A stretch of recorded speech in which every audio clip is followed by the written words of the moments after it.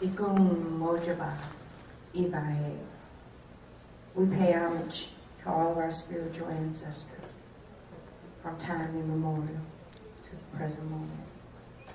Libations. I see.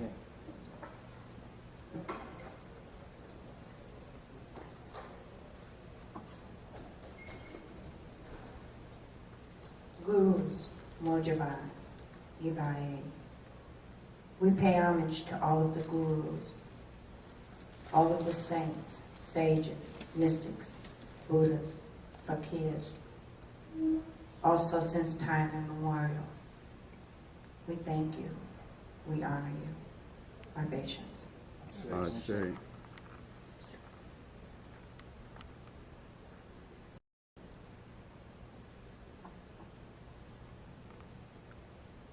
Sangha Mojaba Ibae.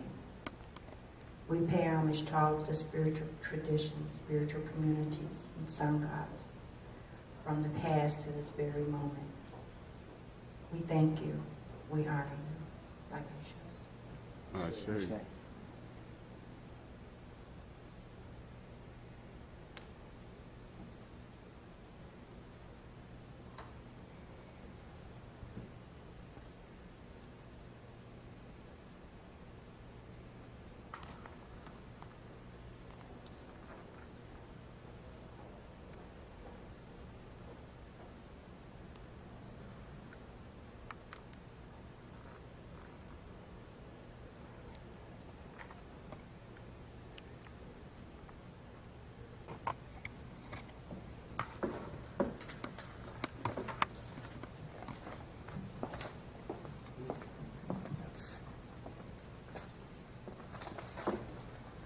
Thank you, and good afternoon. How's everyone? All right. Good afternoon. My name is Gano Brooks, the proud president of Malcolm X College, and welcome to Karnak, the Karnak Wellness Institute. We're glad that you're here, and this is the second of our spring series. You know, we kicked it off last week with Dr. Peace, and we did a fantastic tribute to Mark Burroughs, Dr. Burroughs.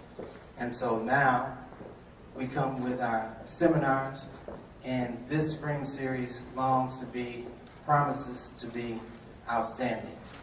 Of course, we had to put our best hitter up first, always gets on base, is always in a position to score, and to start things off right for us.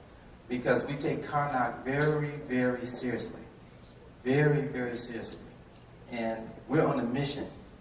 This is not something we just come to see each other and say bye. We go out into our communities and we make a difference. We change the environment, we change the culture, we change ourselves. So we're so glad to have you here. We have Dr. Ingram, who's going to present an outstanding presentation, and I can always deal with myself and how I handle personal problems. Is anybody here that does not have any problems? No problems at all? If you don't, you're in the wrong place. You need to be out there sharing that with everybody else. Why, you are perfect. No problems at all? There's not many people like that, because that's just not the way the world is. We all have some kind of problem that we have to handle, we have to deal with. And how you deal with it determines a lot. It determines what happens to the people around you, the person that you're dealing with who's causing that problem, and of course it deals with you, how you handle the problem. So I'm so happy to be here, so happy to be able to listen to this presentation, and happy for us to be kicking off Karnak, because we're going to be here every Saturday. Don't forget, every Saturday we have our historian keeping the historical documentation and making sure that we're streaming this live to everybody who's in earshot, and who is not in earshot, they can still hear us on the internet. So go to Malcolm X College, mxccc.edu, and click on Karnak. Click on Karnak, and you'll be able to stream us live. So without further ado, we're going to bring up our renowned, our respected, our sage, our guru, our secret weapon, Dr. Linda Ingram.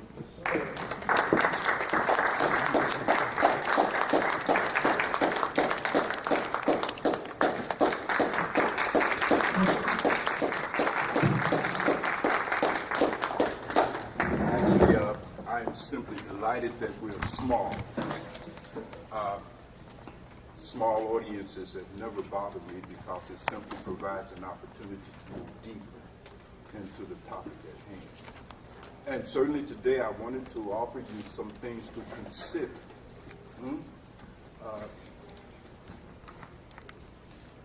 Some things to consider about life itself.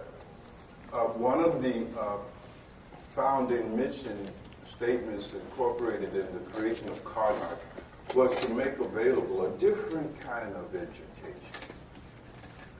Karnak was not purposed to simply duplicate the kind of conventional education you could get in the typical university somewhere, simply because that education has already proven to be ineffective and really producing first-class human beings.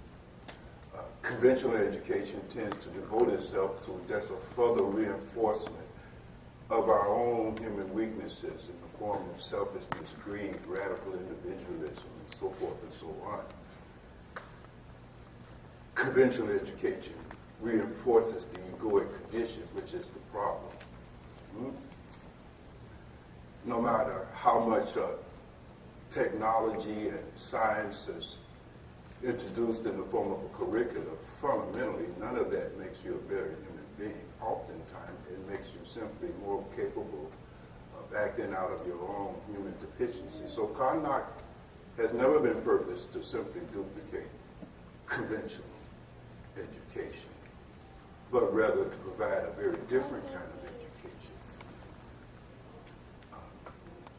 education. It is interesting to note, this being Black History Month, that while ordinarily we celebrate all things black, so forth and so on, and that's fine. But you have to understand something, beloved. It's the kind of ancient African people that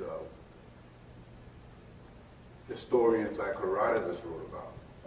That Herodotus' encounter was not black people simply because they had black skin.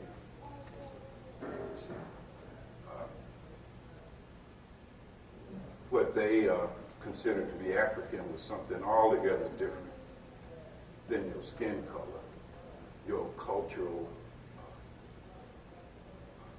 practices, so forth and so on. Herodotus, writing in his book 2 of his history, says that what he encountered and saw in Kemet was gods walking on earth. Very different. You see nationalists saw gods walking on earth. People who had perfected their humanity. You follow me? That's a very different process than Afrocentrism and nationalism.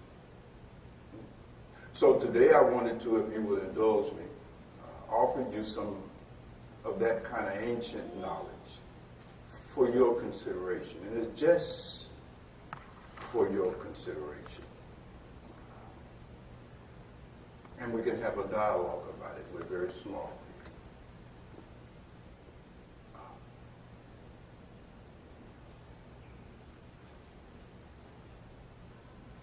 One of the observations that all of you probably have made, as I have, is that this place that we're in, this world that we're in,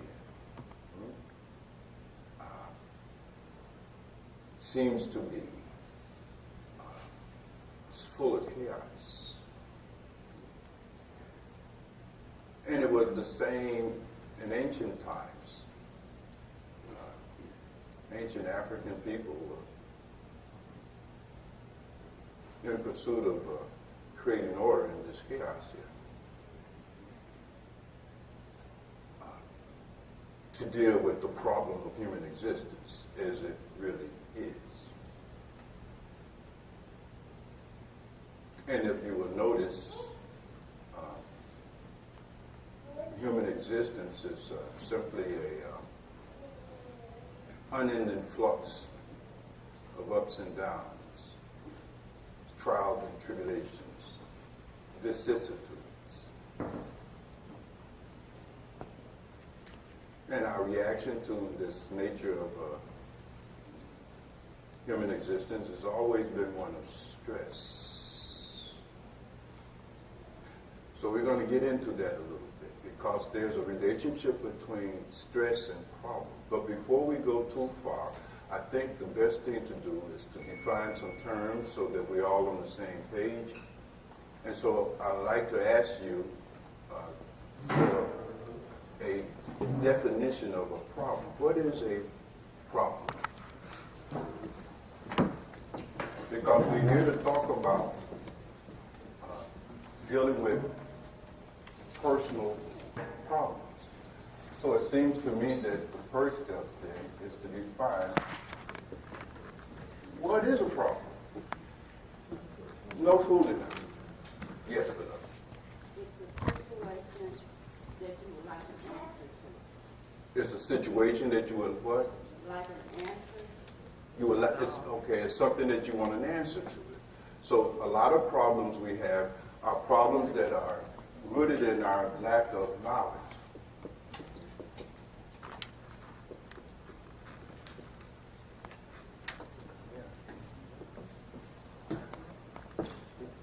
What are some other ways of defining a problem? What is the psychodynamics of a problem? What makes something a problem?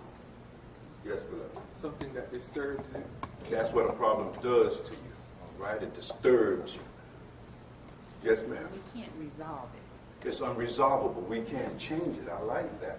It's a kind of situation that we find we are not in control. Right. All right? What else? See, what's a problem? Yeah, something that stagnates your growth. It stagnates your growth. It definitely could stagnate your growth. But what is the fundamental phenomenology that we label as being a problem? You see? Because there's problems in life. You see? What's the problem? When you are encountering some situation or circumstance that you don't like, that you want to be other than the way it is. Yeah. It seems like, in certain sense, that human existence is inherently an endless flow of problems. You got problems. In ancient philosophy and spirituality, that's what was dealt with. Didn't deal too much with metaphysics, you see. Even down to the time of the Buddha, one of the great teachers in history, there was never this emphasis on metaphysics. The emphasis was on, you got some problems. And how do problems feel? And we're going to get into some example of problems because the ideal here is keep this real.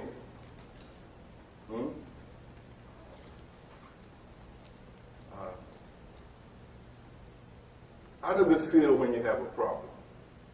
Angry, It can make you angry, hurt, upset, angry, hurt, stressed, stressed, Anxious, anxious. anxiety, yeah. depressed, What else? depressed, Depressed. In the picture. The Buddha had a term for all of those feelings. They call it dukkha, Suffering. suffering.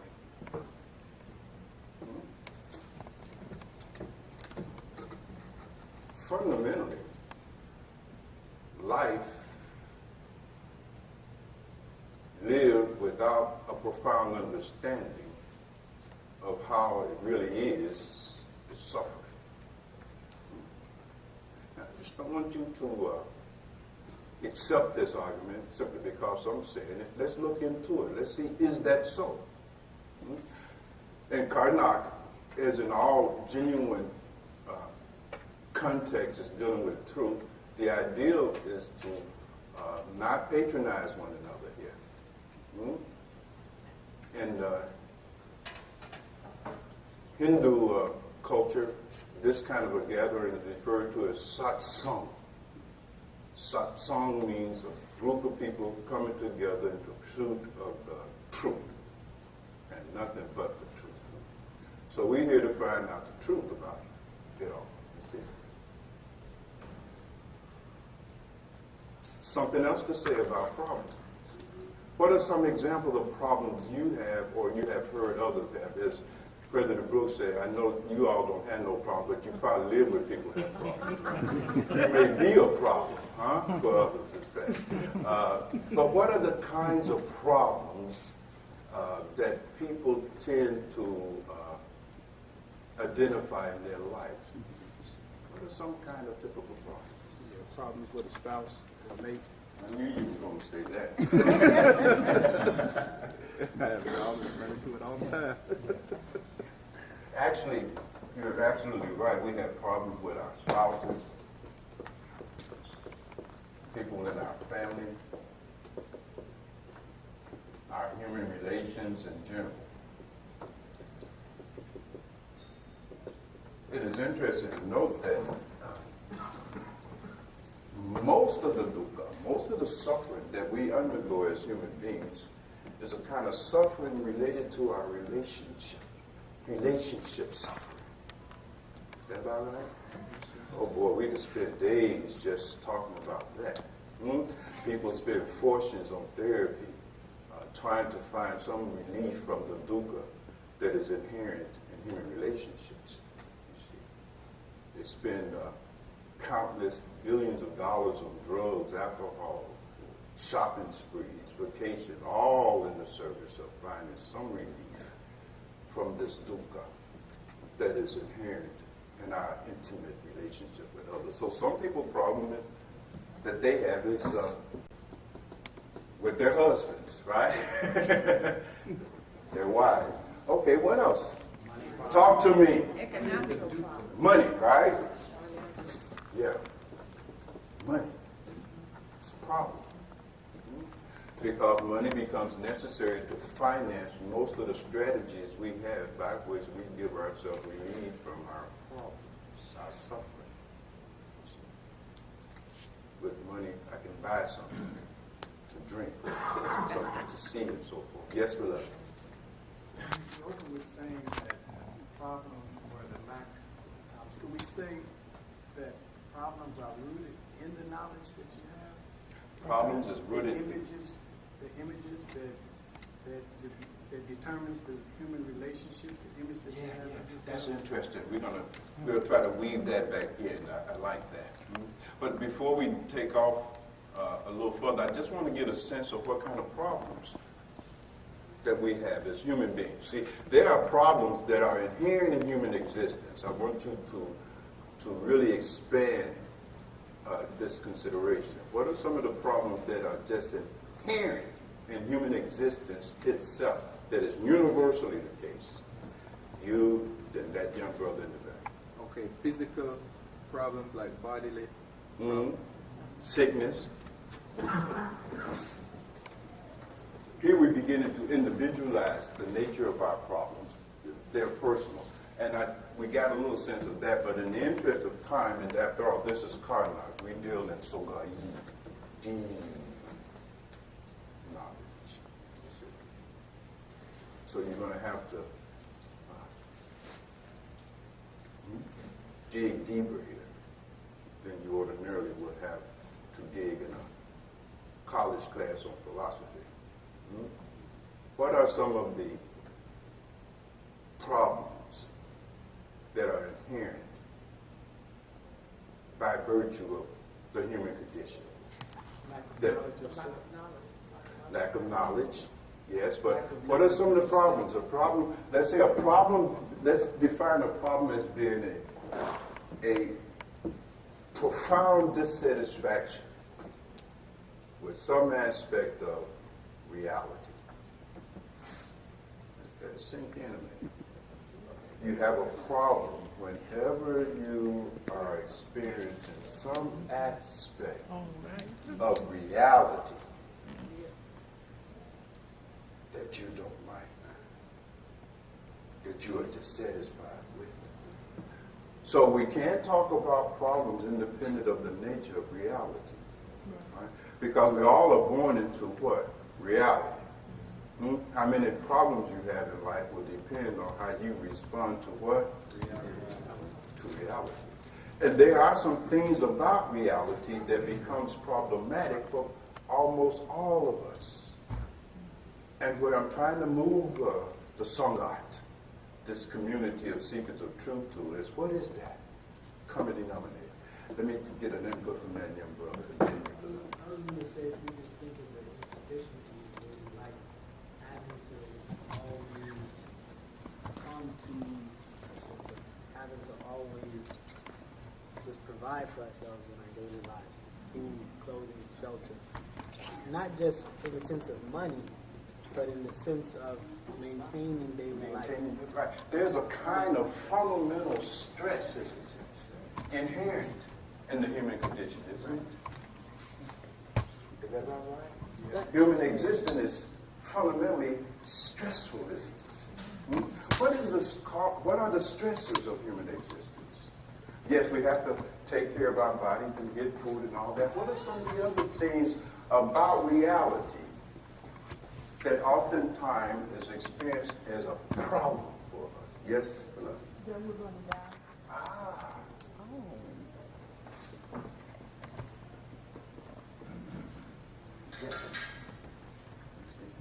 If we really had the time to really peel it all the way down, we come to this. Somewhere in the Bible, in Job, I believe, he writes, a man born of a woman is here for but a few days, full of trouble.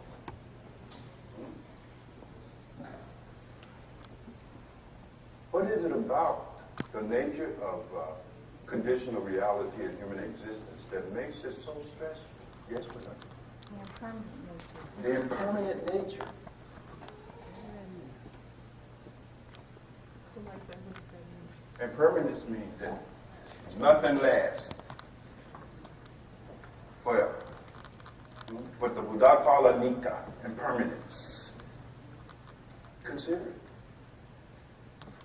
In this world, there is simply an endless flow of change, flux, cycles, things arising, durating, and disappearing.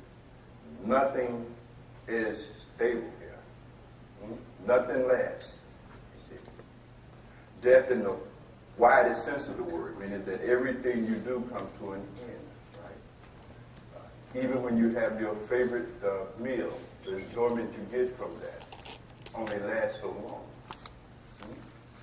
And so part of the things that is problematic for us when we are not in right relationship with reality. The ancient Africans had a word for that right relationship with reality. They called that ma'at. Please make a note. Ma'at is not just simply some moral, ethical system. It is many Afrocentric scholars would have you believe it's much more profound than that. Ma'at is the ability to be in right relationship with reality, is in harmony with reality, not trying to get around reality by inventing nonsense in your head. And one of the nature of reality is that every experience that you are having is impermanent. Why is that a problem? And how does that become a problem? See the relationship of your personal problems to your failure to be in my heart. This is what is interesting. See? Because ultimately, the solution to all problems is radical understanding. But it must be radical understanding. It can't be just theoretical. Yes, beloved? What is reality? That's what we're here to consider. Right. So we have to. Everyone's reality is different. Is this weather different for everybody? What is different for everybody is their opinions, The perception. their perception. And your perception is dictated by your level of consciousness. This is Sogayin. Is this Sogayin? Your perception is dependent upon your point of view. Where you are at in time and space, and the view you have from that position dictates your conclusion. But even your experiences are interpreted through your belief systems and so forth and so on, which is unique to you. We want to talk about reality qua reality. See, reality beyond and independent of your personal opinions and so forth. What is the nature? And that's a profound question, because we got to ask these kind of questions to get into our subject proper. And we, no doubt, are not going to exhaust it here today. So I want to say that up front. I will, however, provide those who are serious about a further investigation with a context to do so. But I certainly wanted to start this kind of conversation because, again, we're not here to pursue ordinary knowledge. This is cardinal. Nature of reality. Talk to me. Talk to me. Is reality even universal? Is the Ma'atic order even universal for everyone? Reality must, by definition, be universal. It must transcend all differences. That's what makes it real. Yes, Philip? I was going to talk about change, which you already did. Change. Another one is when you talk about suffering, really, but not wanting to experience pain is the source of Yeah. Yeah. problem, not wanting to experience it. That could become the problem. Let me make a Just little room. not wanting or even believing that you have to experience The it. avoidance Yeah. of pain. I'm going to torture you all just a little bit longer, and so I can have some fun. And then I'm going to release you from your dilemmas. Because these kind of considerations require much seriousness and much profundity. You follow me? And it will require more time than we set aside. Some of the inherent problems that we tend to have with reality in its collision with human nature is that by human nature, you want to avoid pain, right? You want to always be in a state of comfort. Is that possible? Is that possible? Is it any way to avoid discomfort in life? Right? But if your pursuit in life is the avoidance of discomfort, then you're going to have a lot of what? Problems. Because essentially you're trying to do something that is fundamentally impossible within the context of reality. It is a futile ambition. And in this pursuit of the effort to avoid discomfort, you never prepare yourself to deal with it. You see, starting at the level of the body, right? We don't want to have a discomfort. In fact, many of our personal problems will fall under this category of problems. Is that about right? That are universal. The avoidance of pain and discomfort. Pain can't be avoided. Pain is a sensual phenomenon. Suffering is optional. Please make the note. There's a distinction between the two. Pain is given. Suffering optional. Suffering is based on how you respond to reality. Please make a note. Does that make sense to you? Yeah. Suffering is your reaction to reality. It is a kind of contraction, a kind of rebellion against reality. Very good. Yes, sir. So while reality might be universal, suffering is not. Suffering is individual. Right? Suffering is individual. You see, suffering is something we do. But because most of us are not in possession of that kind of deep knowledge that these realizers had, these Buddhas, these Patahoteps, the Kajamis, the Kabirs, the Nadu, the Mahaviras, the Lao Tzus, you see, so forth and so on. We don't have that level of understanding. And in the absence of that understanding, you have no forth but to suffer because you are living out of ignorance of the way things really are. And that's most of us, you see. And unless we are exposed to a higher kind of education, then we remain stuck in that state of profound existential ignorance. That's why I was saying earlier that Karnak is here to present a very different kind of education, that is not purposed to help you better operate computers. That's fine, but that ain't going to take your dukkha away. You follow me? Yes. And you can become as efficient in math and science as you like. That's not going to help you reduce this suffering. Give me some more. Give me some more. This is good. Am I boring you all? No, sir. Damn.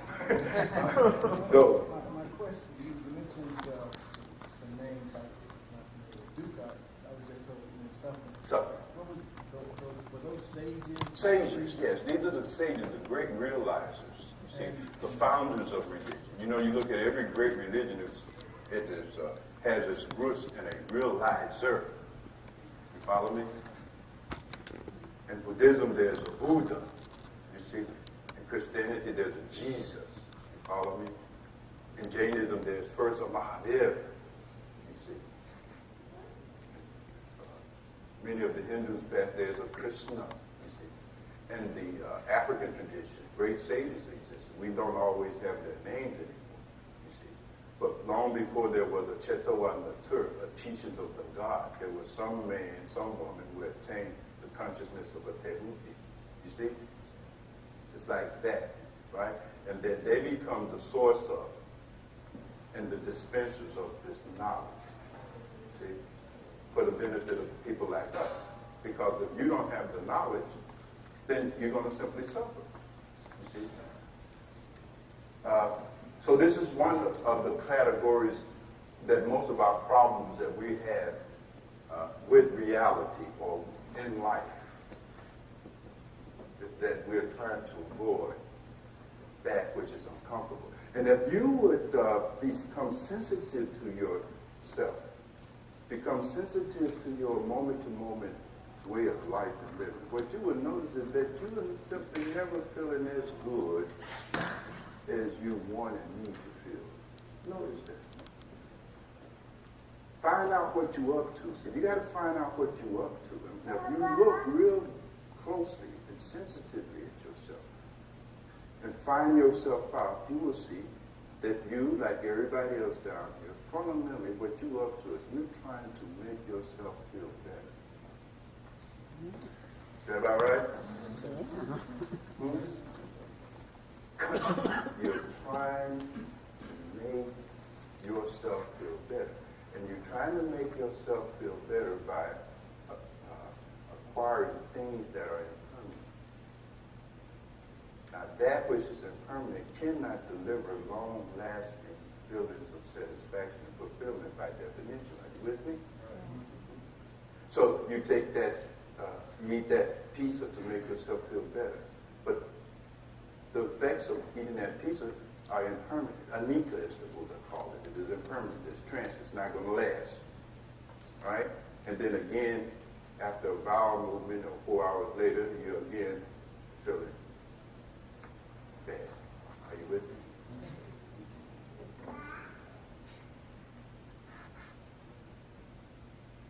Give me another kind of category that pretty much encompasses all of us. Yes, beloved. Could this blame and act fit into that? Blaming, and that comes down the road because blaming is a part of your reaction to the realities of life. You follow me? You blaming and you complain. Most people you see that's doing a lot of blaming and complaining are people who are most out of touch with reality. They're blaming and they're complaining, thinking that they're blaming and complaining is going to change reality. Their blaming and their complaining is a way that they relieve themselves, you see, of that suffering, that stress. We're going to get into that a little bit more. I'm looking for another kind of universal aspect of reality that very often serves as the basis for a lot of our problems. Guess what it answers in? Fear. I'm going to put fear here because actually fear is the source and the root of all that. And again, you look at this fear is the basis of the stress. We're stressed because of fear. You have to begin to appreciate the relationship between your stress and your fear. This fear is the basis of stress.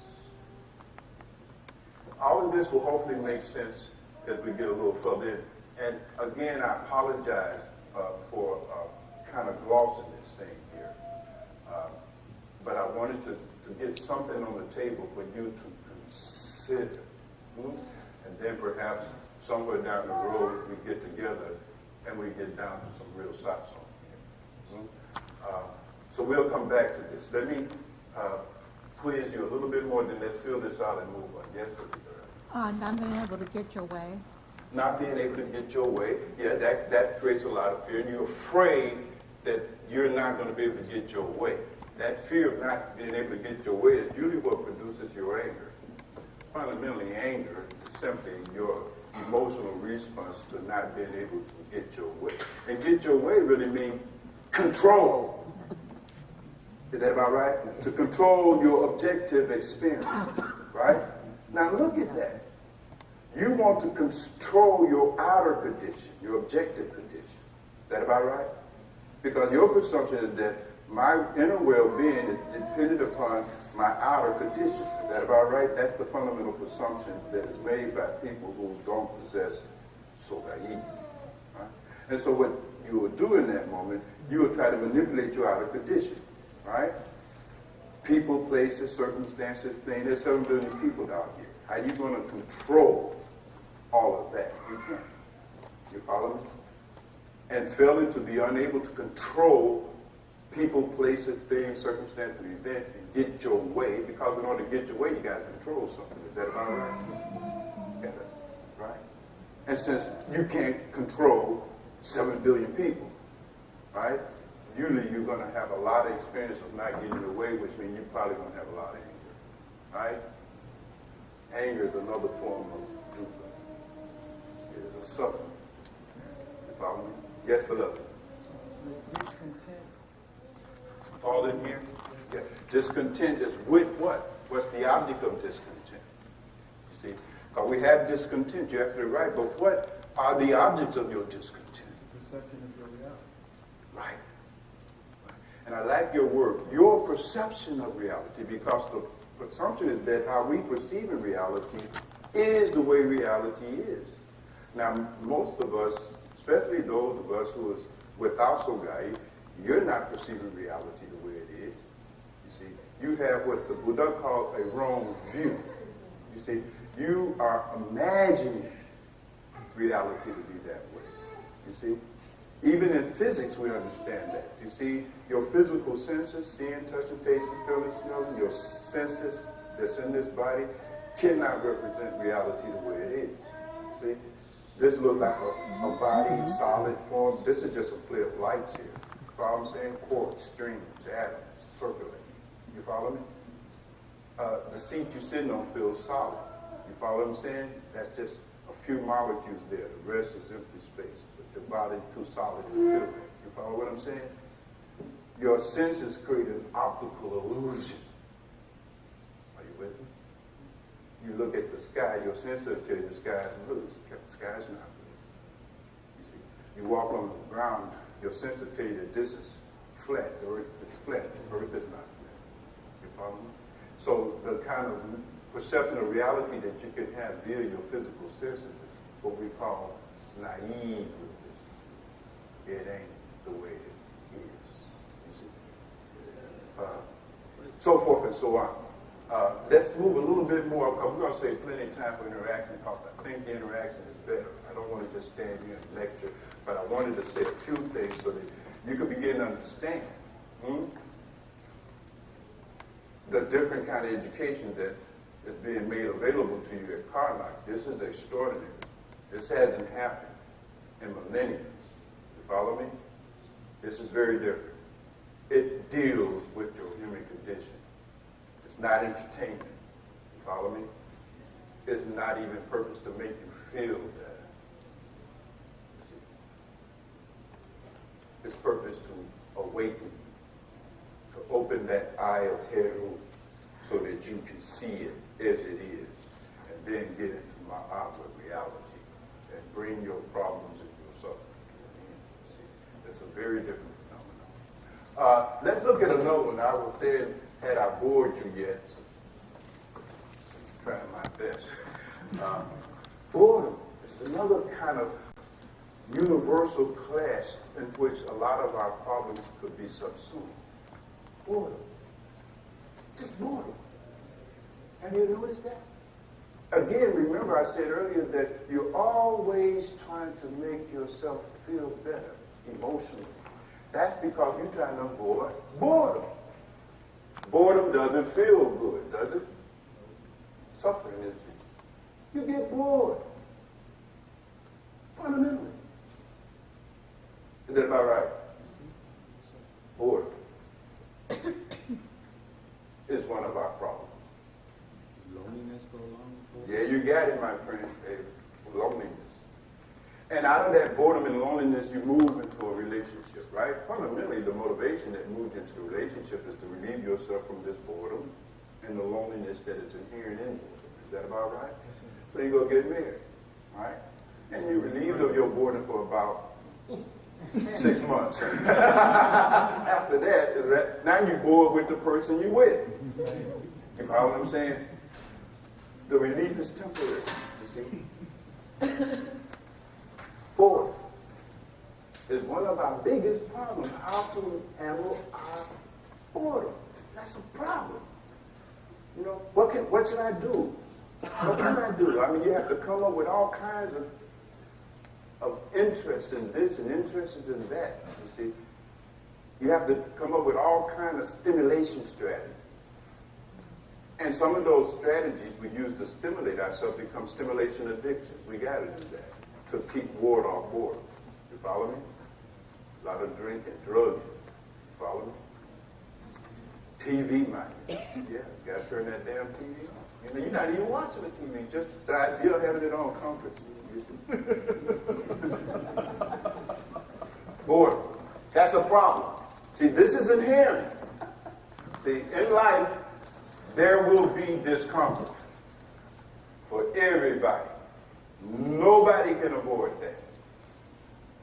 That's a feature and quality of conditional reality in human existence. You will not avoid that. You see, you're not always going to be able to maintain a level of comfort at the level of your body, your emotions, and your mind. That's not going to happen.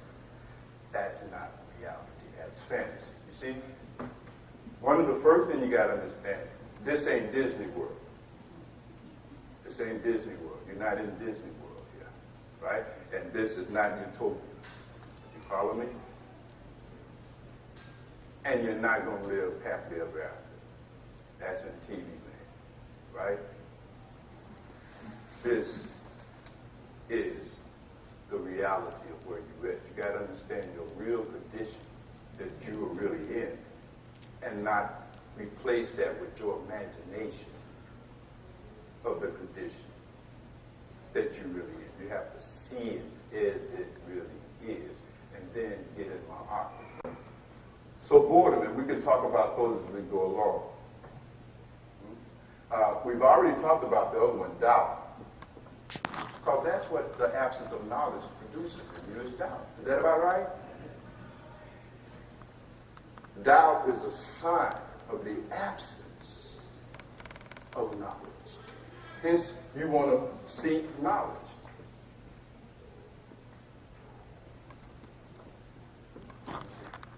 You're trying to figure it out. You See, doubt and confusion. Because you're trying to figure out this thing. You know, you're trying to figure out what is all of this that I find myself in. What is this place? How I get here? Where I'm going? You see my point? What is all of this? There's this human effort to try to figure out what's going on. You know, like Marvin Gaye, you saying what's going on here? That's just all our song. You're trying to figure out what's going on here. You know, why is all this stuff happening? See? To my loved ones, to me. Why did mama die? Why did daddy die? Why did I lose my job? You see my point? Why? When you're trying to figure out the human condition. You see? That enterprise becomes philosophy, psychology, and so forth and so on. You create all kinds of beliefs about it to console your suffering from doubt and confusion, basically. So doubt is a kind of reality here, because the reality is that you're not going to figure this out. How would your little finite mind figure out this? That's not going to happen. You're never going to figure it out. Ever. And this constant seeking to find the answers that are way beyond your mind and intellect creates stress. Fear and stress. Remember these two things.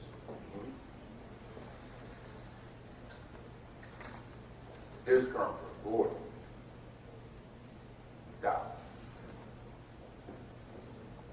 What's the next one? What do you think the next one is? I'm just thinking along with it.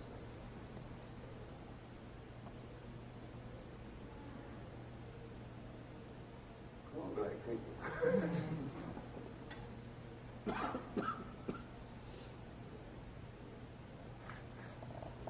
Violence. What is it? Violence. Violence? Triggered by, the fear and the anger. In some sense, but I'm looking for something else. Torturing you. Control. Control. About responsibility. Responsibility. Not quite. Well, are you long-time philosophers and all you yogis and meditators, PhDs, heavy people? You know, you say how heavy you are. Come on, come on. What's up with all that? Non-acceptance. Non-acceptance. Change. Change. Well, we're not going to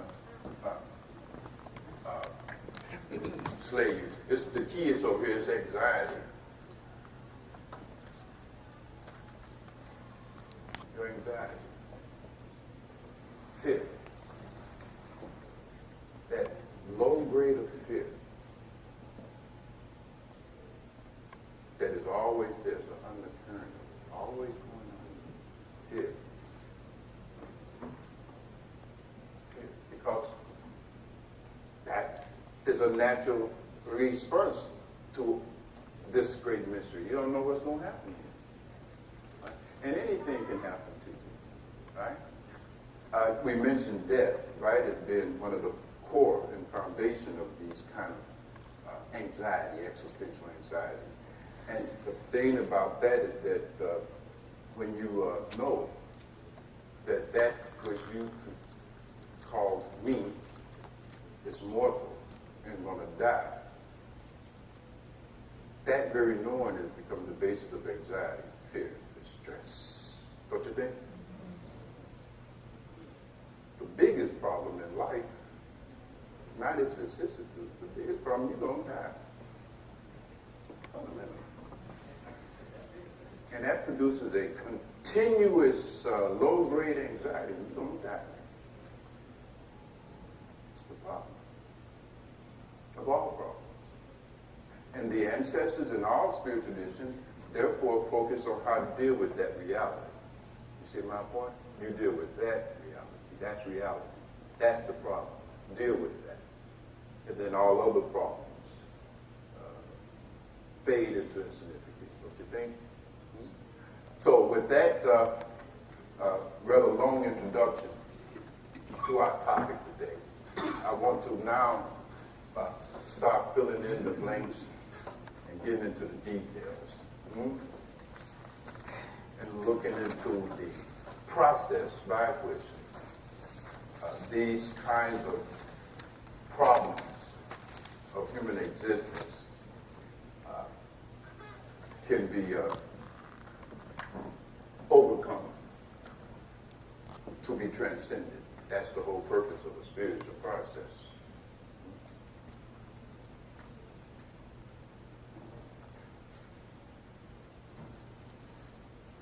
So, again, let's open up the floor and let's talk and have a little bit of a practical conversation here. And deal with these problems. Who will be the first to throw the stone? Well, we talked about the discomfort bothering and how we try to avoid that. Would it be true to say that there's a psychological discomfort that's always there, that anxiety, and that we try to avoid that as well, and in doing so, we cause problems for ourselves. We cause our own suffering. Yes, in some sense there's a cycle. Because this comfort zone is the body, at the level of the body, emotions, and let's just say mental. And one of the principal strategies that we use by which we relieve ourselves of the discomfort at the level of the body, the stress, you see, is self-indulgence. That's the principle. We self-indulge. See, self-indulgence basically would consist of, giving us some money to get us some food, sex. You know what I mean? Drinking drugs. That's about it. That becomes a strategy. Now, the problem with that is that whatever you use to indulge yourself with is impermanent. By definition, is that about right? So whatever relief you get at the level of your body, based stress, in the face of the nature of reality, is limited, transient. And always suffer from diminishing returns. So you got to drink more, sex up more, have more drugs. Follow? Get more money, to get more food, sex, drugs, something to drink. You see, self-indulgence becomes one of the principal strategies that we use. What are some of the strategies we might resort to? Have you observed others? Because, again, remember, nobody in here got problems, so we just want to talk about them folks outside of here. But what are some of the other kind of strategies that we resort to deal with our emotions? Yes. To relieve that order. That's where relationships can come in. Using other people as a source of relieving our emotional suffering. Relationships can really come in there. In fact, most of our motivation to enter into relationship is grounded in our search for some other human being that will be as committed to our own self-gratification, self-aggrandizement, and relieving us from our boredom as we are. Now, the problem with that in reality is that you're never going to find another human being on this planet who will be as committed to your egoity and your commitment to the pursuit of self-gratification and self-aggrandizement. No such human being exists. None. Not understanding that, you see. You set yourself up for a lot of suffering because you get into this relationship and you expect that person to be the source of the ending of your suffering. That don't happen. In fact, it's even too much of a burden to put on another. Yes. Don't you agree? One of the corollary truths based on the reality of impermanence is the fact that there's nothing you're going to do outside in your outer condition that's going to result in happiness. Now, this is the most difficult part of the teachings about reality for us to accept. It requires a complete this thought shift. It goes against all of our condition and our belief system. Because we were convinced that the source of happiness is in how we accommodate people, circumstances, and situations in our outer life. That's not true. That can never happen. See? But under this ignorance of reality, and again, guys, remember, what is ignorance? Well, not more than lack of, it's a kind of lack of knowledge of reality. It is the ignorance of reality. That's ignorance. Fundamental. Ignorance is not my inability to do math. You know what I mean? Ignorance is my ignorance of reality. That's ignorance. You see? That's ignorance. And ignorance is the inability to discern the distinction between what is real and what is unreal, between what is false and what is true. Ignorance is the inability to discern the distinction between what is important in life and what is just pure bullshit. Fundamental. That's it. Ignorance of reality. So, coming back to this emotions, boredom, so forth and so on. What is the kind of universal strategy we all tend to resort to for purposes of relieving ourselves from boredom? Fantasy. Yeah, fantasy. You can definitely a lot of fantasy. But who's saying entertainment? Yeah, entertainment. Okay. Distraction. You got to distract yourself from reality. Is that about right? Sure. These are problems. These are the existential problems of life that every human being are confronted with. And therefore they could act as a kind of task of life for all of us, irregardless. Don't you think? And how do we relieve our mental discomfort? And remember, I said that this mental discomfort is manifest in the form of doubt and confusion, the inability to figure all this out. You follow what I'm saying? Ignorance is not a comfortable state to be in. You know, a state of ignorance is uncomfortable. You know, we need to know. You know, I need to know what's going on so I can control what's going on. You see my point? So there's that impulse to know for the purpose of controlling. And when I don't have such knowledge, that's uncomfortable. You see? It's uncomfortable. And how do I relieve myself from that? Well, we have things like religion, beliefs, science. All of those things are ways of us constructing certain beliefs about the nature of reality, purposely designed by us to relieve our own. You see my point? So I say, well, I know that when I die, you know what I mean? I'm going to heaven. And you get a little relief from that. You understand what I'm saying? By believing in that. And I'm not mocking religions and things of that nature, but you need to understand its function. You see? Or science. You know what I mean? It's the new religion. You follow what I'm saying? Give you a lot of scientific beliefs. Well, you know, they're going to have some kind of way to freeze my body and then they'll resurrect me. You know what I mean? Give me one of those policies that'll save my head and they'll make me. I mean, you understand what I'm saying? More nonsense. You see? But a belief, because the reality, you don't know what's going to happen. And you can't live in that vacuum of unknowing. So you got to fill it with some belief system, philosophy. You know what I mean? Actually, originally, you see, philosophy was the study of death. Interesting. It has moved far away from that in these modern times. But philosophy was a discipline engaged in purposely to deal with the reality of your mortality. You see. It didn't become semantics until Wittgenstein came. You know, now it's just an analysis of language and blah, blah, blah, having nothing to do with the great challenge that we all confronted.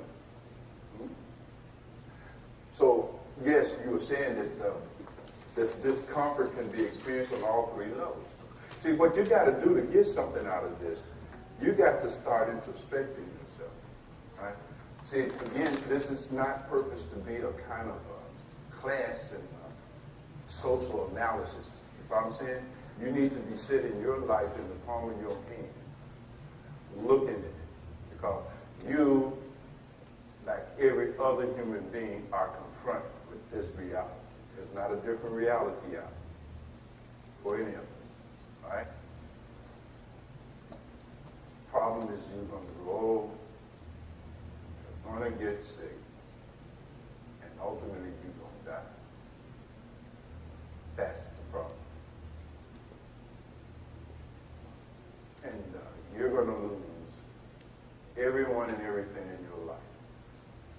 And they're going to lose you.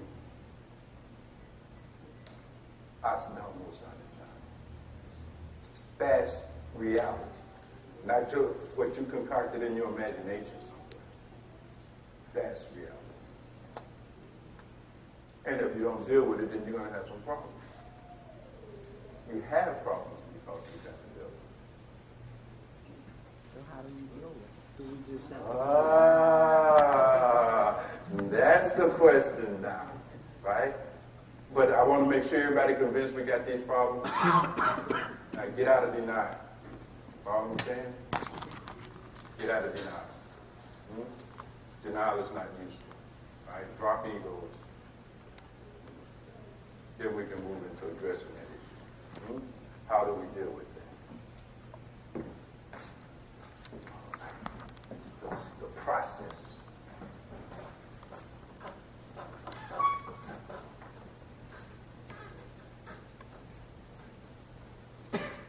Now this is going to be simpler than you think. I know you get ready for some long, profound, complicated process. No, this is going to be real simple because we don't have to reinvent the wheel. Follow me?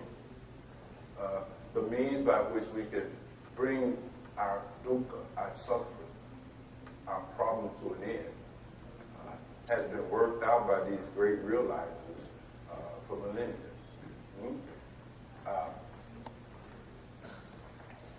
To put it in two simple words, know thyself. This was written across all of the Greek academies. It was written in Karnak. Know yourself. Simple, but utterly profound. The first thing about the process of knowing thyself, because that's the heart of every spiritual process. It's simply about that. It's knowing yourself. Knowing yourself is what creates heaven on earth. It is what creates a condition that is like heaven. Knowing yourself is the panacea by which all problems are transcended. You follow what I'm saying? Knowledge of self is what enables you to endure that which is difficult to endure.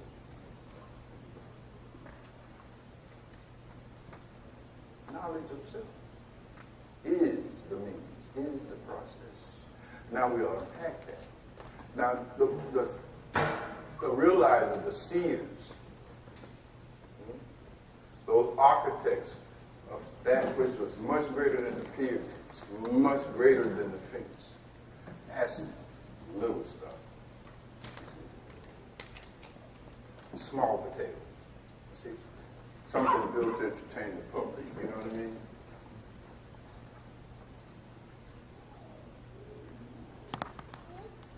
But to become transformed into a Osiris,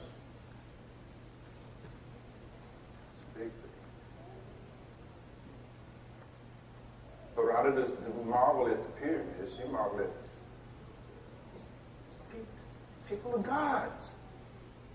That's what he marveled at. Pyramids is a little thing. You gotta appreciate the consciousness that can create a pyramid. That's what's important. Dylan? So the presumption is that you don't know yourself. That's what's always is difficult in being able to absorb that esoteric knowledge that these great realizers come to share with us for the sake of liberating us from our sorrow and suffering. It's difficult to accept. If they're telling you know yourself, that don't sit right because you're assuming that you are who you think you are, right? Yes. Is that about right? Yes, sir. And that is what must begin to get investigated. So the first thing is to find out whether you really know yourself or not.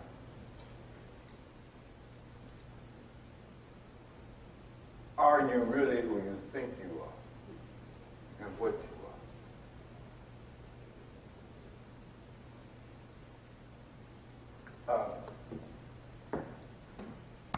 This know thyself process, this knowing thyself, makes some very radical propositions about the nature of your true self.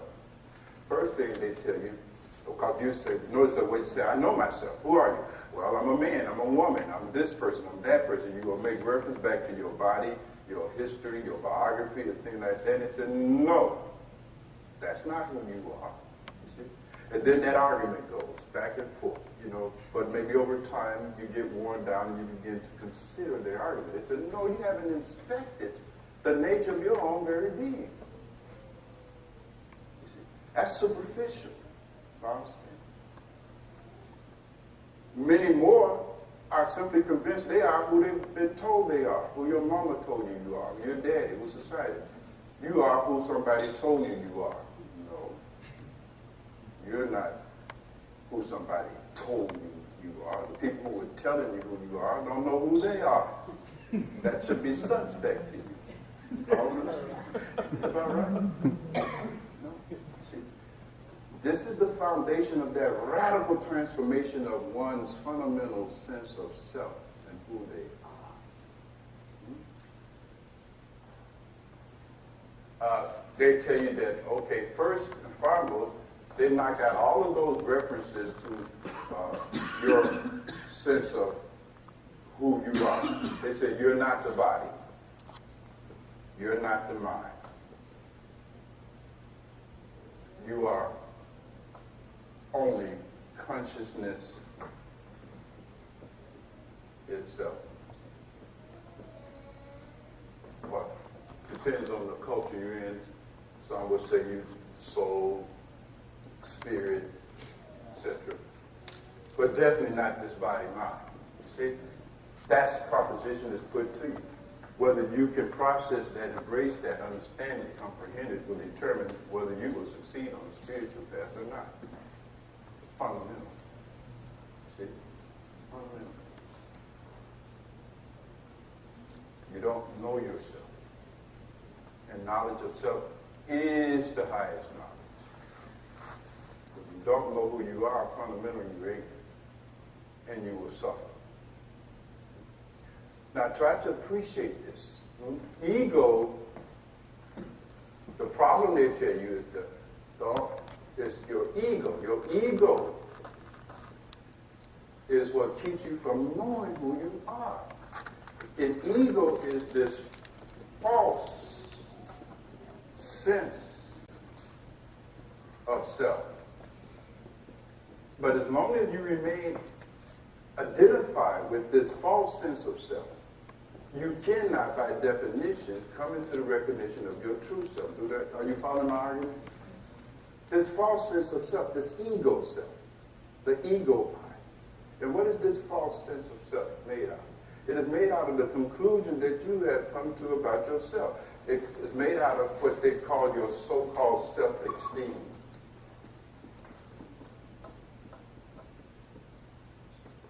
It's also made out of your condition, what your mom and daddy told you about yourself. You follow me? A lot of it is just pure myth, just stuff you make up about yourself. You see my point? Qualities, characteristics, and virtue that you arrogate to yourself for the sake of impressing other people, but in reality, you do not possess. That's what we find out about each other when we enter into the spiritual ordeal that is marriage. We find out all that stuff we were telling each other about dating, none of that stuff was true. You see my point? Just rhetoric, propaganda, stuff you invented. How you want to be, not how you are. You follow me?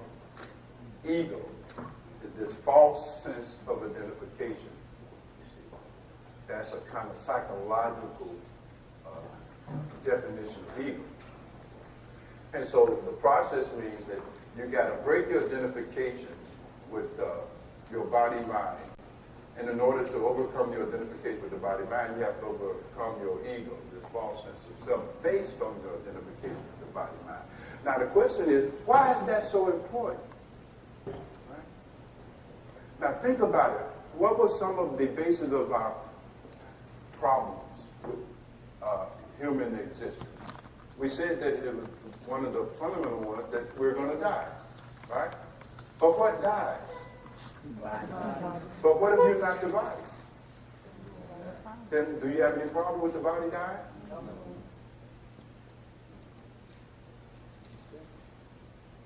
What if you're not the mind? Do you have any problem with this condition? The problem then, beloveds, is the fact that we don't live as being consciousness itself. We live as if we are only this body, mind, feelings, and the biography associated with it. And because we do not live as being only consciousness itself, we subject ourselves to all of this turmoil and trepidation. The problem is that we are unenlightened in regard to our true self. And the realization of oneself is the only means by which one will bring all problems to an end. This is a radical proposition, but it is a proposition that has been made since time immemorial, cutting across all cultures. You'll find it at the heart of every great religion, every great spiritual tradition. They all are saying the same thing in their own ways. You've got to wake up and you've got to know yourself. And not in a kind of historical, superficial way. Are you with me? I'm not talking about the historical self, right? The divine self. So this becomes the process, the foundation of the process. Any questions about that? Because I want to get a few more chalks in here before time is up. I have a question. Yes, but So when the consciousness goes, when the body goes away, what happens to the consciousness? the Where's it consciousness. go? Yeah, now I love that question. You see, the consciousness don't move. Consciousness is the context in which all your experiences are arising. Consciousness is the context of experiences. Experiences is what come and go, not consciousness. Because consciousness is prior to time and space. You follow me? That which is moving in time and space is subject to impermanence and change. But you are always only consciousness itself. If you get quiet in this moment and get sensitive to yourself, you will notice that there is something in you that is aware of our conversation, aware of what we're saying to one another, hearing it, but itself is not talking at all. See? There's something in you that is aware when you become bored and angry, but itself is never bored and angry. Tatwamasi, thou art that.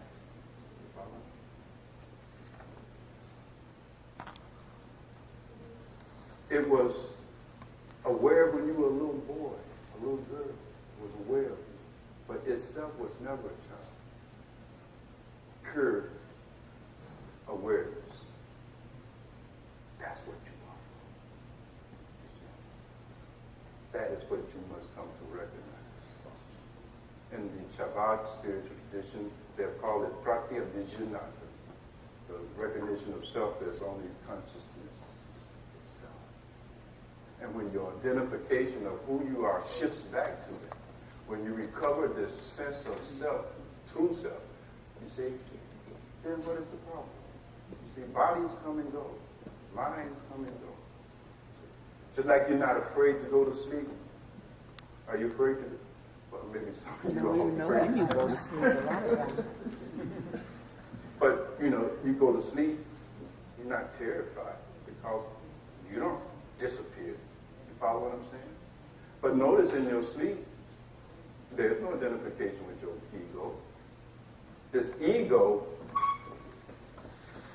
only arises in your waking state.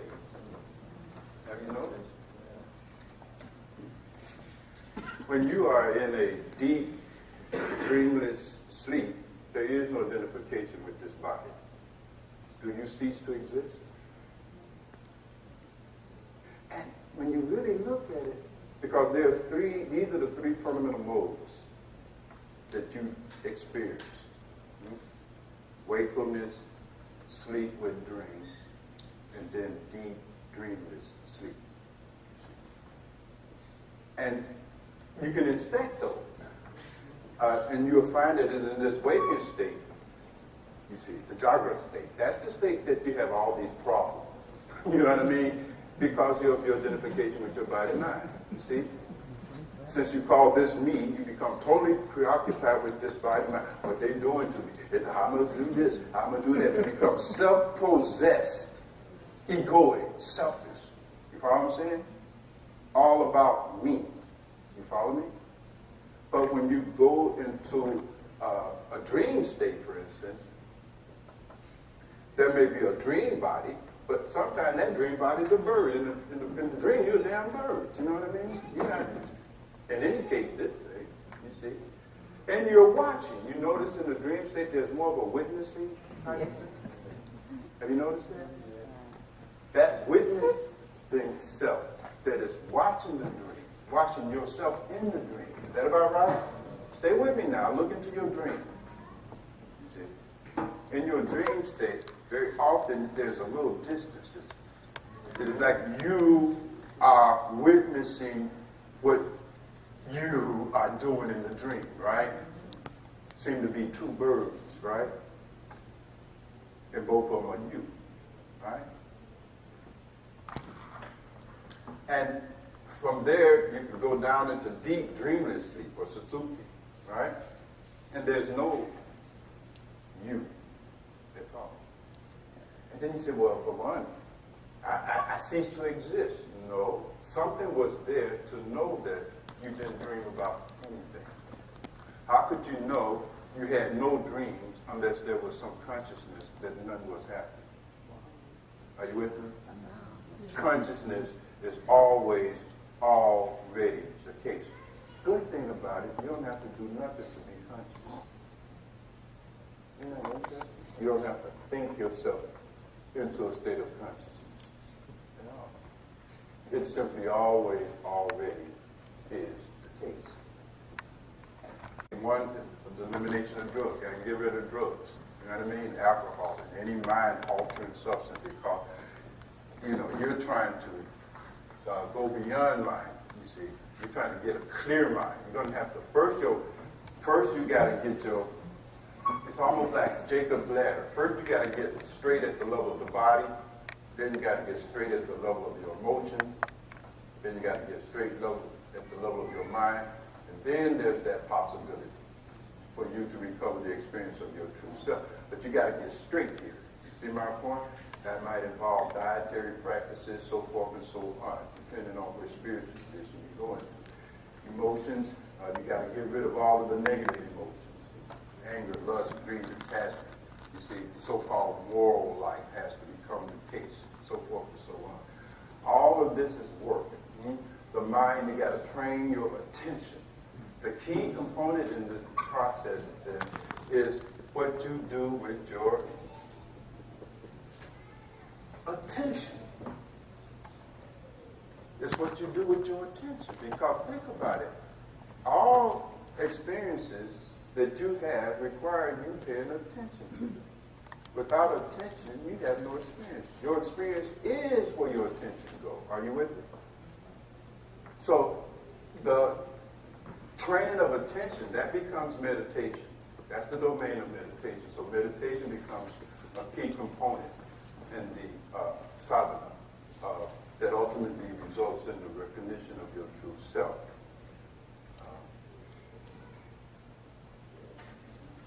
A few more things to be said here. Attitudes have to change as well.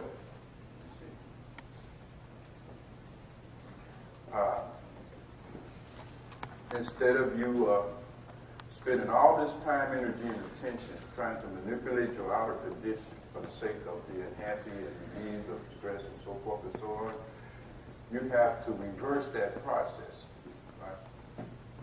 And start working on your inner conditions. You see, somebody's sinning out there. The ancestors in the room, so I'll be careful of lying, then I'll be lying. Think about it. Your experiences fundamentally occur inside you. You are experiencing all of this inside. The domain, the spiritual domain to work on is inside. And the energy now is focused on how would you like to be inside yourself. Consider it. What would you like your inner condition to be like? Because you're not in control of your outer condition. Is that pretty clear? You ain't in control of this. You see? You ain't running nothing out here. You know what I'm saying? There's something else that is in control of what's going on in your objective sphere of experience. Call it whatever you like. You know what I mean? Hardly matters. What's significant to note is that it ain't you. You're not in control of what's happening out in the objective sphere at all.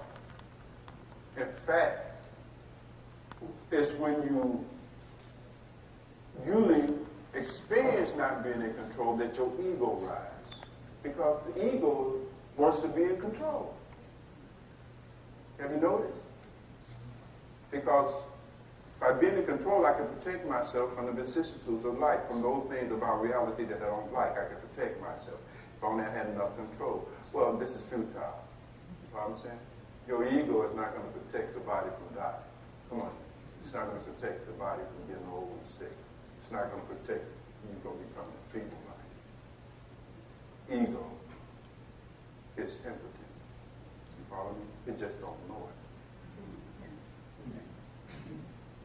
So the question, beloveds, is what would you like your inner condition to be like? That you have some control over. How you react to reality determines the quality of your inner life, your inner condition.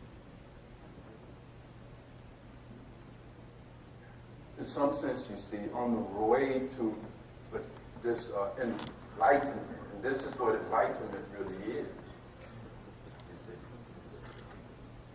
enlightenment is not superpowers and, being objects with your mind and have astral trips out of your body. And,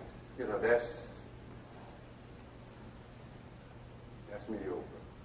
Enlightenment is the recovery of the recognition of your true nature itself. It is the only consciousness of itself. And with the recovery of that recognition, there's a profound freedom and liberation. And your whole inner condition changes. Follow me? You're able to maintain your mind in a state of peace. And that's what it's all about, isn't it? Problem is, go ahead, dear. What is your consciousness? Because your experience goes into your consciousness and then they're replayed. Consciousness is the context. You know, like this room is the context where we're having this meeting. Right? Consciousness is the context. Consciousness is that is aware of what's going on. You see, before you can have any experience, you must be first what? Come on, say it. Before you can have any experience, what must you be first? Alive. Well, being alive is an experience. So what must you be before you can have any experience?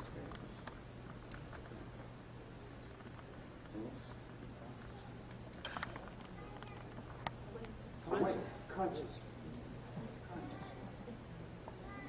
Consciousness itself is prior to all experience. And I know that this may take a minute because I said this is so gayi. This is different. This is, this is very different. It's easier to understand quantum mechanics or something like that than it is to understand this. This is so gayi. This is profound. That is why many of these great realizers hesitated to teach it.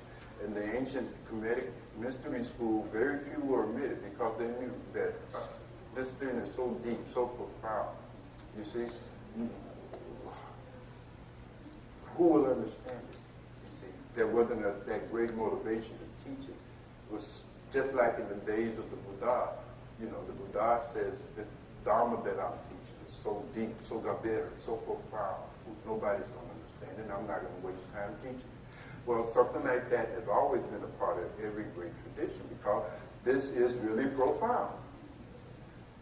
And to grasp it requires much seriousness and much profundity. So you have to become serious about having peace of mind. And you got to become serious or made serious about being happy. Most of us are not happy because you're not serious about being happy. You're too casual about it. You're not willing to put in the work. You follow me? So you must become serious about all of this. You see? After all, what's the point of this human existence? Have you ever considered that? What's the point? What is the point? What? I'm asking you. Yes. You got that answer deep down inside. You just got to gather the courage to go get it. You see? When you look, that's one of the things that confronts every human being. You're trying to figure out what's the point of all of this, right? Night and day, you're trying to figure out what's the point. You're born, you live a few days, and then that's it. What's the point? Is the point of human existence to pay off your mortgage and credit card bill? What's the point? We're going to care about that. You follow what I'm saying? I'm not advocating being irresponsible. I'm saying, what's the point of all of this? Maybe the point of human existence is to be happy. Maybe the point of human existence is to have peace of mind. Maybe the point is to know thyself. Maybe that's the point. I don't know. Explore that. Find that out. But certainly you must ask yourself, is the way you live, is that the point of life? What you're doing with your life, is that really the point of life? This mere pathological pursuit of your own self-gratification and self-aggrandizement, your own self-glorification, right? Is that the point of life? Consider it. So you must consider these matters. Most profound. And that is what is required for the spiritual process to know yourself. You see? It requires great capacity to be ruthlessly honest with yourself. You see, beloved, there are truths about ourselves that we don't want to tell ourselves. Truths about ourselves that we hide from ourselves. One of them is that, we pretend like we all happy and stuff. You know you ain't happy. And you get it. You follow what I'm saying? It's just a pretense. You follow what I'm saying? It's just a show you're putting on. It's an act that you're putting on. You follow me? I ain't scared. Yes, you are scared. Your whole life is based on fear. You follow what I'm saying? Fear of me not getting my way. Fear of somebody taking something from me. You see, fear of extreme suffering. You see? Right? Because you know anything, you can get killed in any minute here, you know. All kinds of suffering can happen to you, just like that.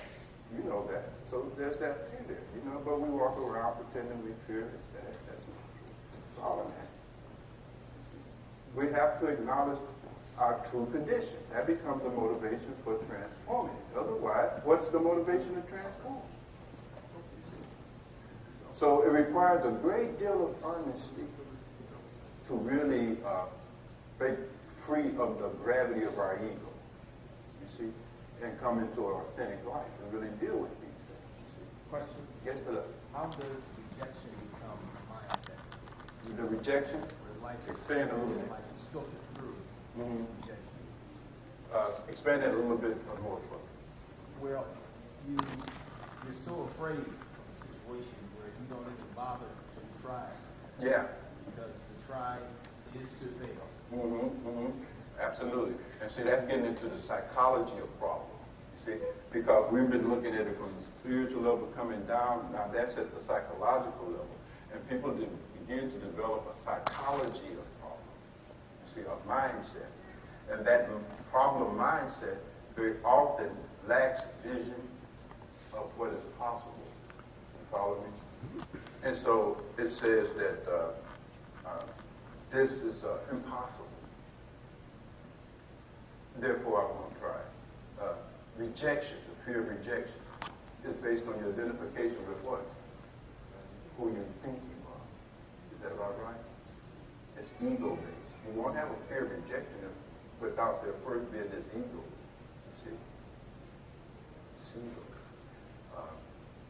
They won't like the way I look. Well, who give a damn? Ain't nobody know it. You see my point? It's no problem. See my point?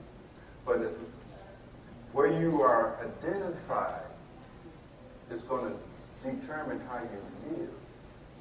See, there's a lot more to this, and I'm hoping that, and of course we can't make every car knock focus on these kind of things. Therefore, I've set up contexts parallel to car knock, because this is so naive, and this is going to take a minute. This you're not going to get in a weekend lecture. So you're going to have to put in more work than that. But it's good work if you can get it, and it will change your life. So this fear of rejection is an ego-based fear, very often rooted in vanity. Remember I was saying that the sadhana requires you to get straight in all these areas? Well, vanity is very much an outcome of an outgrowth of our ego. Vanity is the presumption of being perfect. Vanity is a kind of delusion we suffer from. Okay.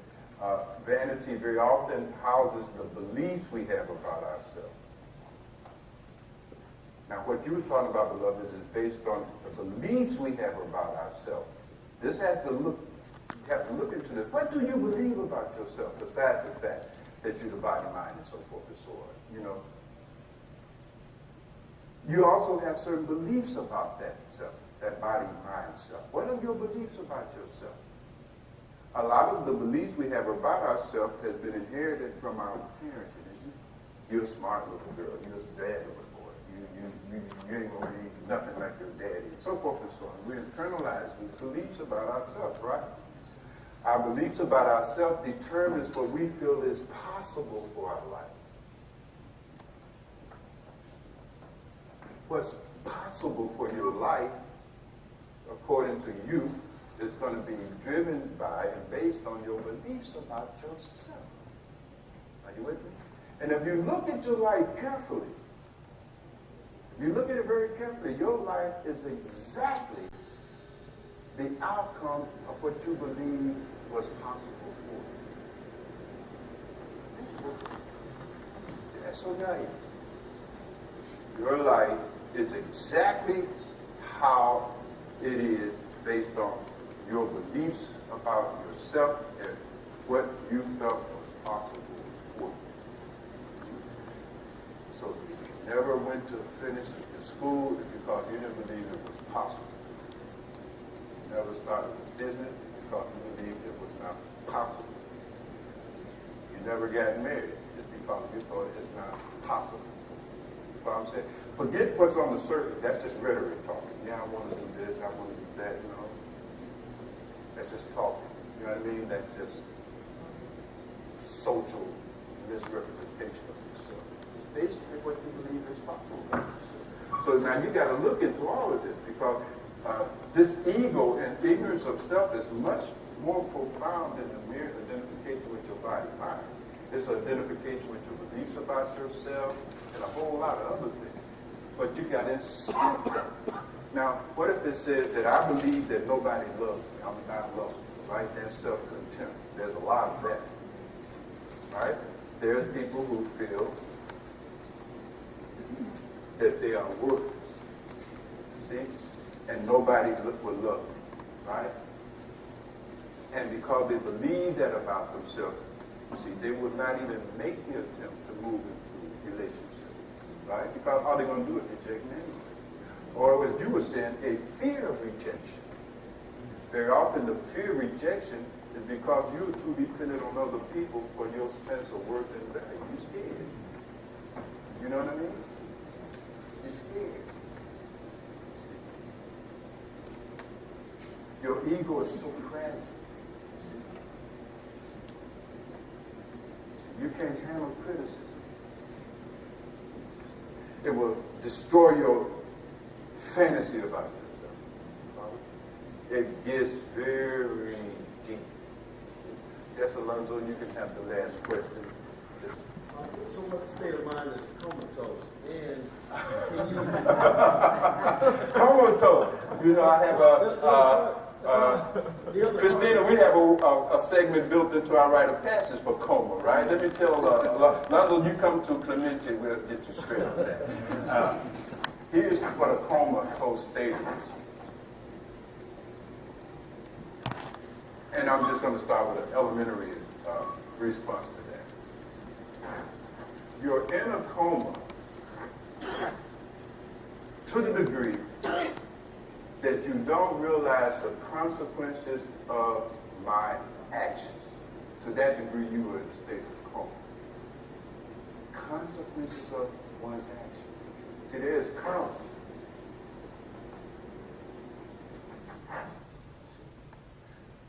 The mystics, saints say in the West, you shall reap what you what? Right. When you are operating as if there is no consequences of your actions, that's a sign that you're almost in a coma a comatose state. You know? Because it's so clear. Dream state, though. Like, can you reach non-dream state through meditation? You reach a non-dream state automatically every cycle, every night. You just don't know. Because it seems like I'm always dreaming, because I don't remember the non-dream state. Yes, you do. Otherwise, you couldn't say I didn't dream. Say that again.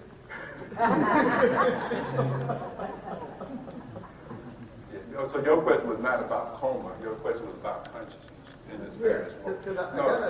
You see, the non-dream state is where you want to be. Right. Now, that's an insight.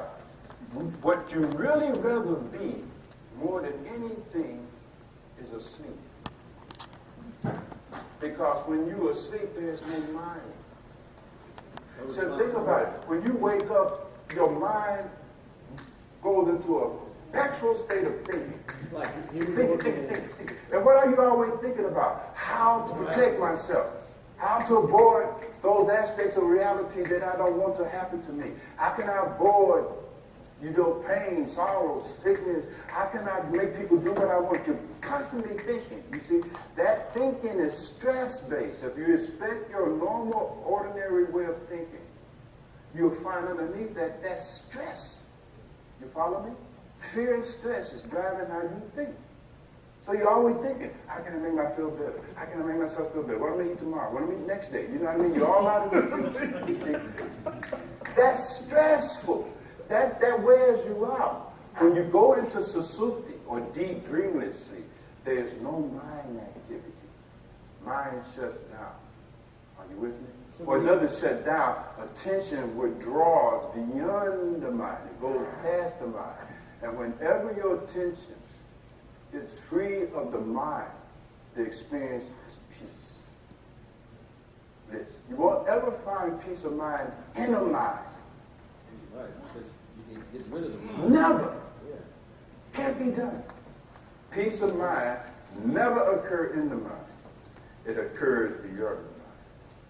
And we all get a taste of that every night when you fall into deep dreamless sleep. It feels so good. And you would notice, nobody wants to get up out of that. Notice? Man, we let it down. I don't want to get up. You don't want to leave that state of consciousness. Can you force yourself into that? Oh, yeah, you are forced into it because, You don't go to sleep. and you think what you're looking for is out at the work site, you see?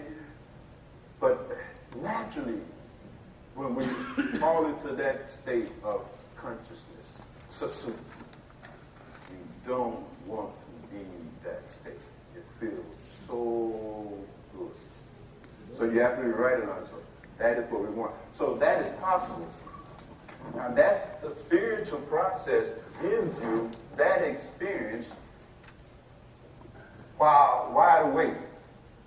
Let me put this up here because you asked about meditation, sadhana, the spiritual process, so forth and so on.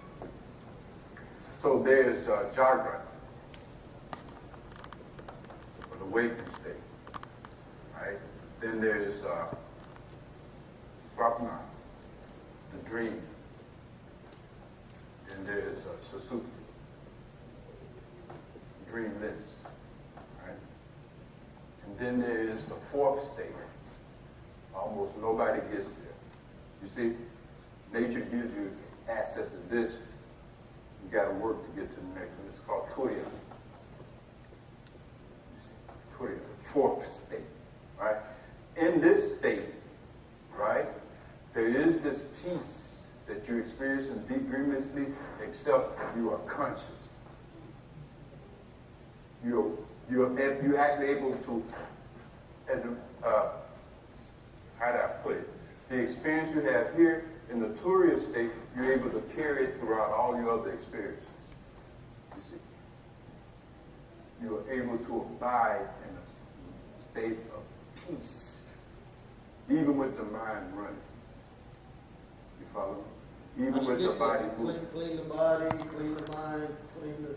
You got to go deeper. You see, the journey is made with your attention. Your attention is what makes the journey through meditation. So if you can't pull your attention out of your body, beyond your body, then beyond your emotions and beyond your mind, you can't get here. But once you're able to get here, you see, coming down is simple. You follow what I'm saying? It's going up here that is hard, right? Because here you have the experience and that don't go nowhere. It persists across all other modes. But to get there, you got to deal with your attention. Meditation is a way of training your attention so that you can have this experience. You see? So deep sleep is nothing but the radical interiorization of your attention to the point there's no dreaming, there's no mind. And that feels good. And all of us, regardless of our individuality, we all are impulsed to seek peace. Problem is, you're trying to find peace in the waking state. You're not going to find peace in the waking state. It does not exist. Doc, would you say that journey is similar to the journey of attaining patience? Because patience is not something someone else can teach you. Mm-hmm. You've got to go through something and make a choice. Yes. And that maturation happens as a result of that choice. Of that choice. Then you find yourself passing through different stages of life. Absolutely. To the point of stoicism. Absolutely. And in fact, I'll tell you a secret.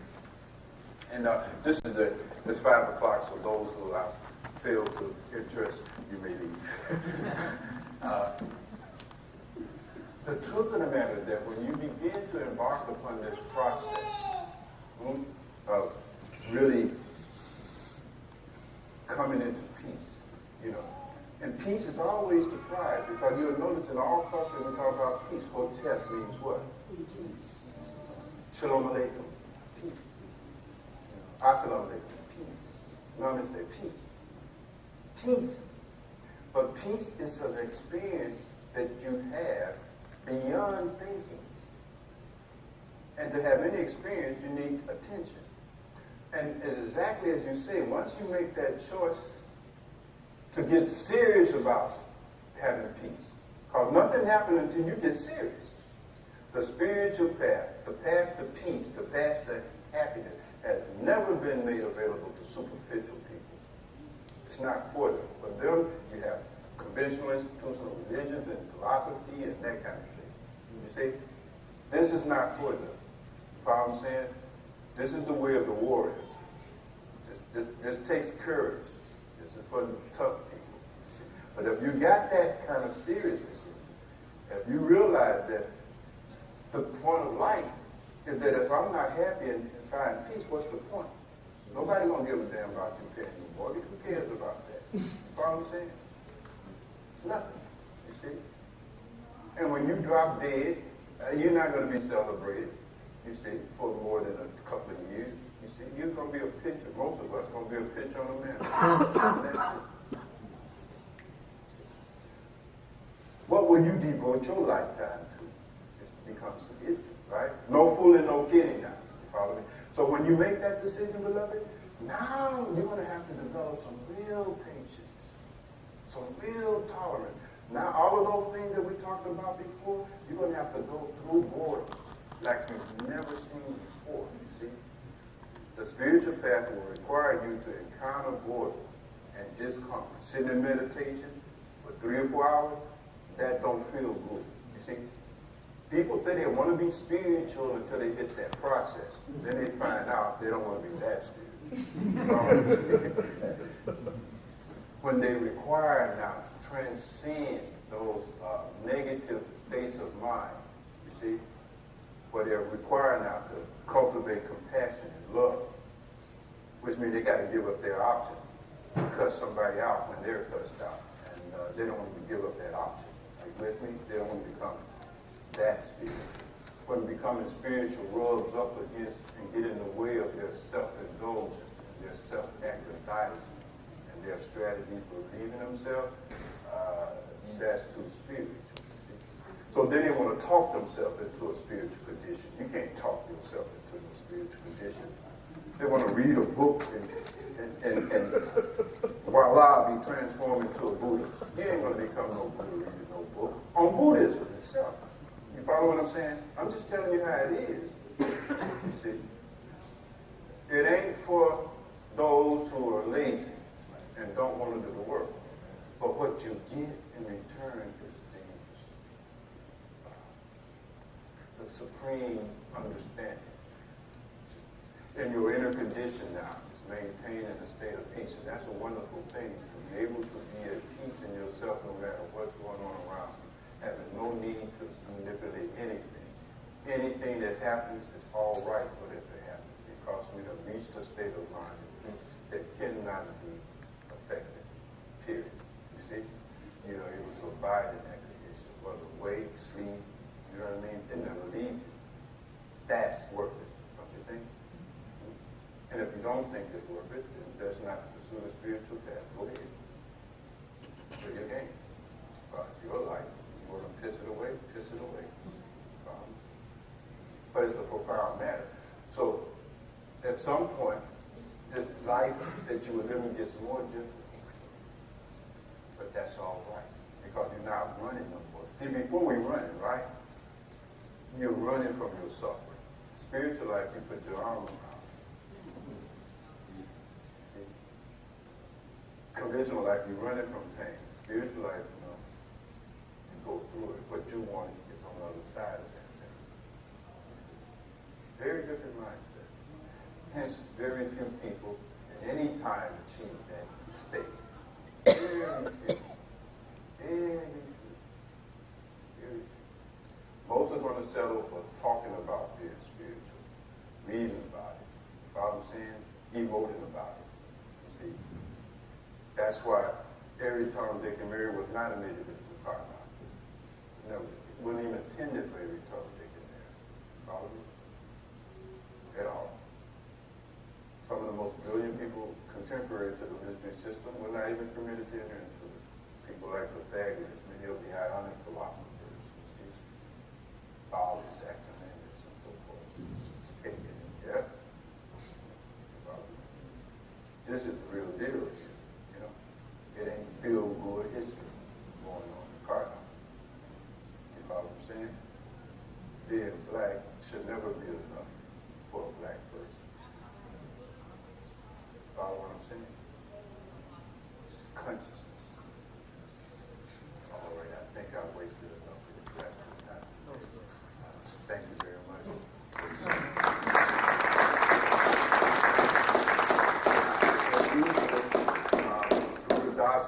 Guru Maji introduced a ritual out of the house, and I think you've fallen in love with it, of just holding of hands.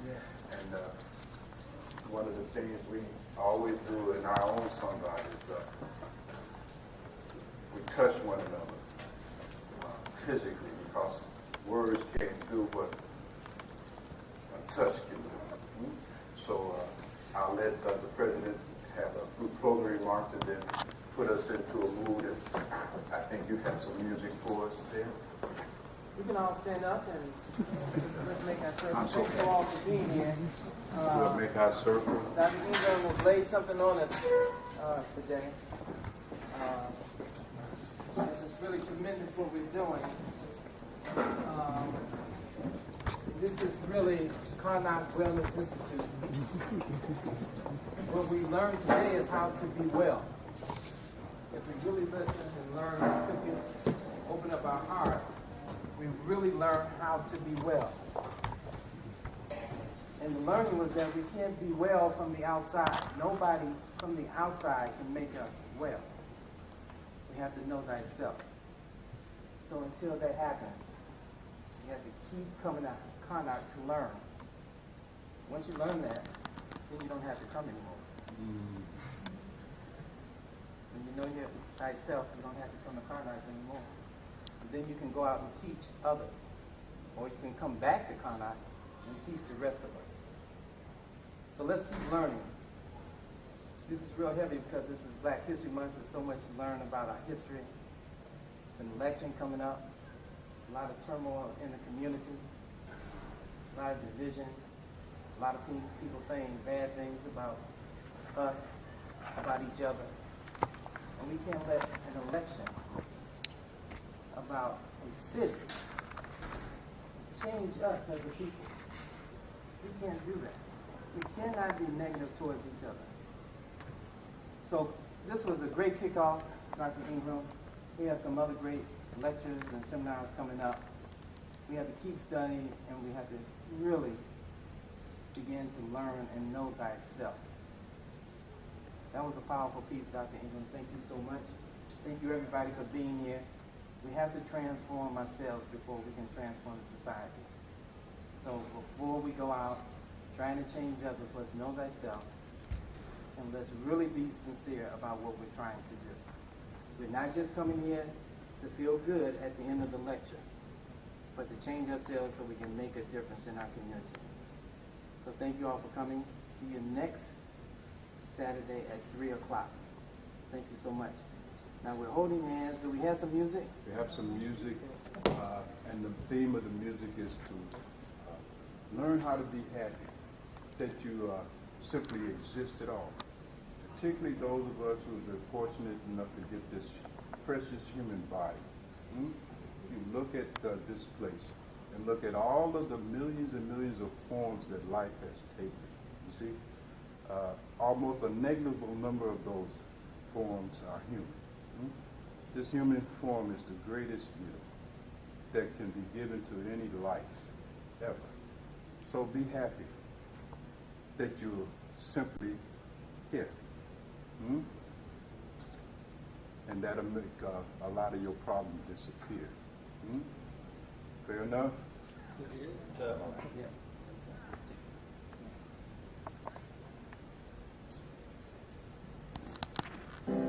I'm so happy to be on this side of the ground. It's a blessing to me. Every day that I see, I could have been dead and gone.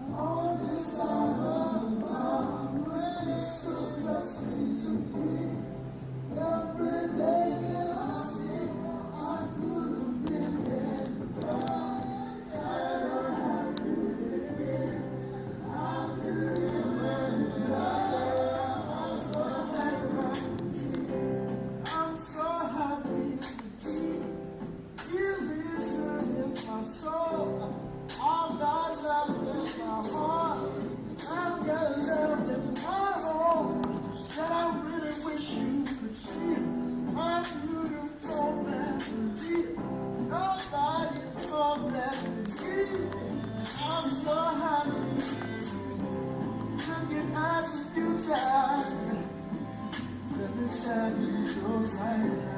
And my soul is taken, going straight to the light. I know the road gets long, and it gets hard to see. That's when I sing my song, this here melody. I'm so happy to be on this side of the ground. It's a blessing to be in the sunshine. Every day that I see, I would have been dead and gone.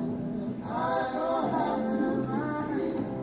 I've been living in love. I'm so happy to be on this side of the ground. It's a blessing to be every day that I see. I would have been dead and gone. I don't have to be free. I've been living in love. I'm so happy to be on this side of the ground. It's a blessing to be every day that I see. I would